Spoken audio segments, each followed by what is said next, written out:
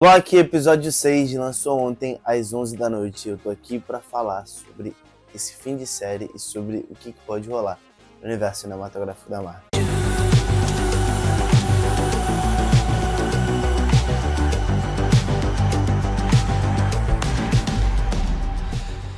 Fala galera, que assiste o canal Hoje na Área. Eu tô aqui pra comentar sobre o final da segunda temporada de Loki. Você, quando personagem, não pode esquecer do seu like embaixo. Se inscreve no canal e ativa o sininho. Toda terça e quinta, vídeo da cultura pop é aqui. Bom, Loki é o que prometia tratar sobre o multiverso e ter um glorioso propósito.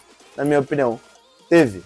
E encerra essa série no mais alto nível e se torna, sim, a melhor série da Marvel. Como, assim, não tem tanta dificuldade. Mas mesmo se tivesse, também acho que seria a melhor série da Marvel por tudo que rolou nessas duas temporadas. Eu também. Bom, primeiro eu vou começar dando as minhas opiniões sobre esse episódio, sobre a temporada como um todo, e depois eu vou contar um pouco sobre o episódio e os desdobramentos do que isso pode rolar no CM. Então assim, a gente vai caminhando devagarzinho pra entender um pouco mais sobre a série e sobre o CM. Beleza! Vamos lá, cara. É inegável que o Tom Hiddleston tem um carisma absurdo. Ele te ganhou com o personagem dele, isso é fato. Ele não só conseguiu entregar um bom personagem, mas ele conseguiu transformar um vilão em um anti-herói e quem sabe até mesmo um herói, já que o Loki ele começou como vilão de Thor e depois como vilão de Vingadores, o primeiro filme, né, que é só Vingadores, e foi se transformando ao longo do tempo num anti-herói, num personagem que ganhou o público, ganhou aquele carisma ali do público, sabe? E se tornou um herói. É verdade. Quer dizer, às vezes não. Isso tudo se deve, claro, ao roteiro e tudo mais, mas também não teria como o personagem ter se tornado tudo que se tornou sem que Tom Hiddleston estivesse o interpretando. Porque a gente vê diversos personagens aí no UCM, às vezes, que eram para ter o apelo do público, que eram para ter um carisma a mais do público, que não tem. Isso assim, a gente conhece personagens famosos do próprio universo da Marvel que tinham que ter esse apelo do público, que tinham que ter conquistado o público, entre aspas. E ver um vilão, cara, que foi planejado desde o início ser um vilão de filmes aí, dos dois que eu comentei, quem sabe até de outros futuros, ganhar todo o carisma e todo o destaque que ganhou, tendo até uma série própria e a única da Marvel até agora, no caso do CM, com 2 temporadas. Bem louco! Então assim, cara, o Tom Hiddleston é um ator incrível, ele é super carismático e o Loki não seria o Loki se não fosse o Tom Hiddleston. Não seria tudo o que está sendo no universo cinematográfico da Marvel se não fosse esse ator, no caso, do personagem que ele interpreta. É claro! E o episódio, cara, é muito bom, porque ele mostra realmente esse tom da série, um tom cômico, onde ele tem que voltar várias e várias e várias vezes, passar séculos aprendendo astrofísica, física quântica, física temporal, a dinâmica temporal, para tentar ajudar ali aquelas questões do terra temporal. E ele mostra, cara, realmente esse tom cômico que a série teve até agora, só que também começa a tratar de uma maneira mais séria o que pode acontecer e o que acontece de fato no episódio.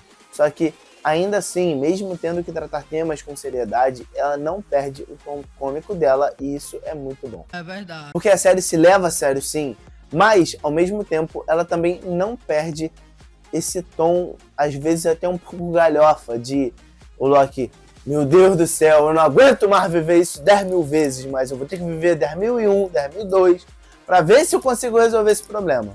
E ele consegue voltar várias vezes no tempo, tendo esses momentos ali, várias vezes aprendendo tudo que ele aprende para pôr em prática. E, cara, o episódio é muito bom. Certamente que sim. E esse tom cômico, ele continua até o Loki perceber que, de fato, realmente era sobre quem. E ele tinha que voltar um pouco mais no tempo para entender o porquê que o terra temporal não se consertava. Ele volta pro final da primeira temporada. Inclusive, uma curiosidade, o último episódio da segunda temporada tem o mesmo nome do primeiro episódio da primeira temporada, Glorioso Propósito, que é tudo que o Loki almeja.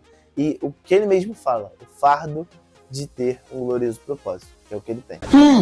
É mesmo? Aí ele volta, tem aquela conversa com aquele que permanece, que, ao que me pareceu, quando eles estavam tendo aquela conversa sobre os deslizes temporais, sobre as questões do tempo, me pareceu que aquele que permanece já tinha traçado toda aquela linha e estava só esperando o Loki estar pronto para ter aquela conversa com ele. E para aí sim, ele, quem sabe, dar a sua cartada final e conseguir. Onde, na minha opinião, teve alguns momentos em que ele mostra que ele não sabia de tudo o que ele dizia saber. Que ele flertava com certas situações, não o Loki, mas aquele que permanece, de que eu tenho que dar essa cartada aqui, eu tenho que blefar, eu tenho que falar, enfim, eu tenho que dar essa cartada aqui para ver se, com essa minha cartada, se eu peitar essa situação, para ver se o Loki ele vem pro meu lado e aí sim eu consigo fazer o que eu quero. Meu Deus. Por que eu tô falando isso? Porque pra mim, desde o início, desde lá a primeira temporada, quando eles encontram com aquele que permanece e a Sylvie mata aquele que permanece, gerando tudo que gerou nessa segunda temporada, aquilo tudo pra mim era traçado pelo próprio aquele que permanece, já que naquela conversa com o Loki dá pra ver ele explicando as questões dos deslizes temporais, parecendo que ele sabia que o Loki as teria e que eles teriam aquela conversa ali.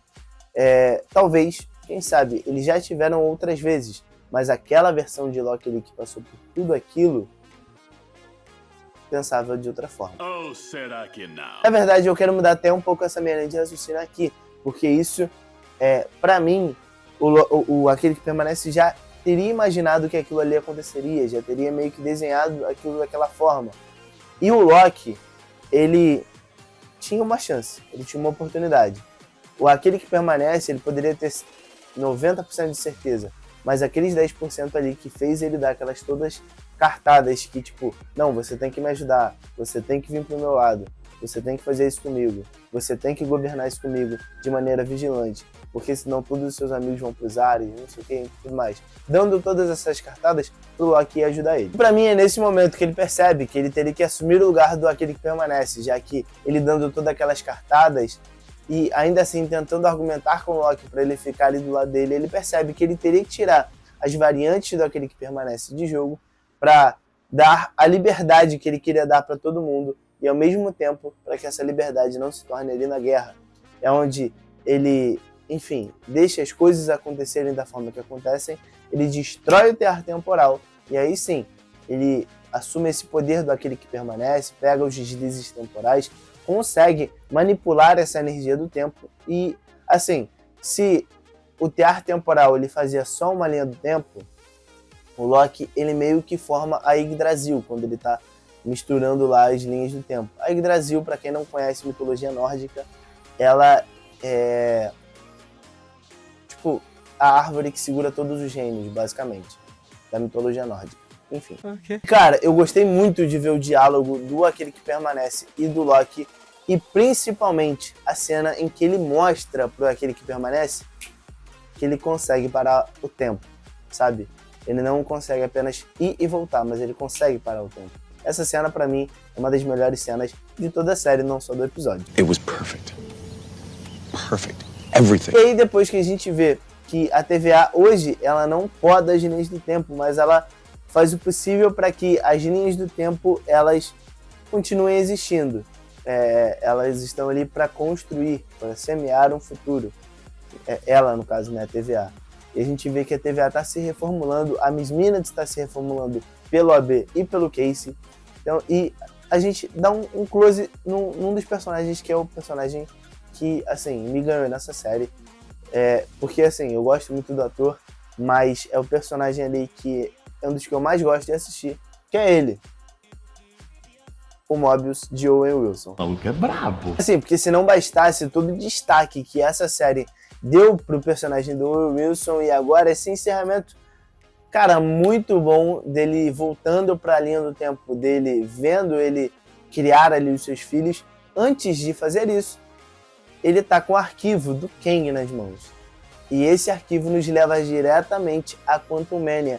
E aqui a gente tem um nome ali, uma nomenclatura que, pra mim, realmente afirmou o que eu já tinha dito aqui em outros vídeos, principalmente sobre o Doutor Estranho 2, que o universo principal ali da Marvel, inclusive o que o próprio Loki foi tirado, o que rolou toda a treta dos Vingadores, é o universo 616, porque o próprio Mobius fala isso. A gente já teve isso de uma visão diferente do Doutor Estranho, lá de um outro universo que o 838 chamava o 66 de 66, e agora a gente viu o Mobius falando isso, então aquele é o 66. E pra quem não conhece, 616, universo 616, na Marvel, ele é o universo canônico, é o principal universo nas HQs da Marvel, então ele também é o principal nos filmes.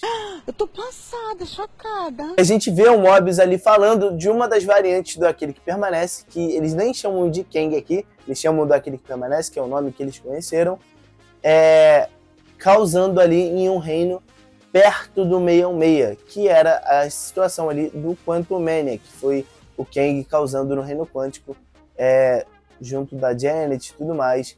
E assim, a partir de agora, pelo que eu entendi, Loki, ele é antes, tipo, essa segunda temporada é como se ela realmente passasse antes de todos os filmes da fase 4 e fase 5 da Marvel, já que todos eles escalonam para o multiverso, mostram outros universos. The Marvels, Doutor Estranho no Multiverso da Loucura, Homem-Aranha Sem Volta para Casa, Quantum Mania, entre outros filmes. Então assim, ele se passa antes, quando as linhas do tempo realmente elas se ramificam, elas mostram outras versões. Então, essa segunda temporada, pra mim, ela tá localizada ali no tempo, como se fosse ali a porta de entrada dessa nova fase da Marvel. Certamente que sim. Resgatando uma fala daquele que permanece, mostrando a situação da Ravonna, onde ela viu uma nuvem roxa na frente dele, que pra mim podem ser duas coisas. Ou podem ser a Lyoth, né, indo encontrar com ela e destruir ela, ou pode ser alguma variante do Aquele que Permanece, do Kang, indo encontrá-la e resgatá-la daquele lugar onde ela está. E resgatando uma fala ali do Aquele que Permanece, onde a TVA é um mero dano colateral, é um mero risco, talvez ele tenha que ter reconstruído a TVA outras e outras vezes, porque lá no limbo onde a Ravonna estava, a gente viu um For All Time Always, que é para todo tempo sempre, é um dos lemas da TVA, inclusive uma insígnia da TVA ali embaixo. Então mostra que talvez ela tenha sido destruída e reconstruída anteriormente. Empolgante. Isso muito provavelmente aconteça no futuro mais pra frente, não da TVA ser reconstruída do zero, mas como ela já está sendo reimaginada, repaginada, talvez a TVA seja responsável sim por construir os Vingadores do Multiverso para enfrentar o Aquele que Permanece. Ou as outras versões, né, do Aquele que Permanece. No caso, o Ramatut, o Kang, entre outras, Centurião de Ferro, entre outras 300 milhões de variantes desse personagem. Tá bom. E assim, as teorias apontavam que o Loki iria juntar, né, essas variantes no multiverso para enfrentar versões diferentes de Kang. Só que eu acho que agora meio que ele se tornou um guardião do tempo. Provavelmente não vai ser ele que vai fazer isso, mas a TVA. Então, basta a gente esperar que talvez isso aconteça. Principalmente no filme do Deadpool, que inclusive foi adiado para 2025, se eu não estou enganado. Só vai ter um filme em 2024, em julho de 2024, e os outros filmes que estavam para o ano que vem foram todos para o ano de 2025. Se eu não me engano, ou vai ser Deadpool em 2024, ou ele é o primeiro de 2025, coisa assim. Mas e você, o que você achou dessa série? Deixa aqui nos comentários também, deixa aqui quais são as suas teorias a respeito do MCU e dos futuros filmes. Deixa o seu like, se inscreve aqui no canal, tamo junto, valeu, fechou, até a próxima aí, tchau.